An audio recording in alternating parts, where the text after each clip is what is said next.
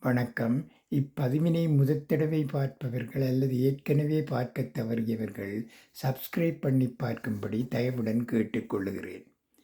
தத்துவங்கள். வாயினால் எழுப்பப்படும் ஒலி அடங்கிவிடும், ஆழ் மனதினால் எழுப்பப்படும் ஒலி அடங்காது.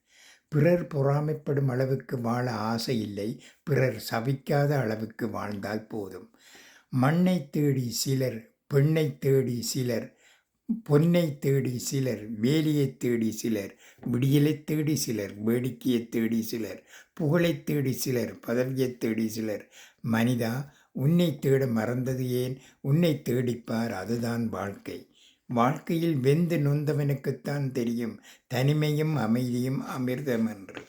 எப்படி வாழ வேண்டுமென 20 ஆண்டுகளும், எப்படி வாழக்கூடாது என 30 ஆண்டுகளும் கற்றுக்கொண்டு 50 ஆண்டுகளுக்கு பிறகுதான் வாழ ஆரம்பிக்கின்றோம்.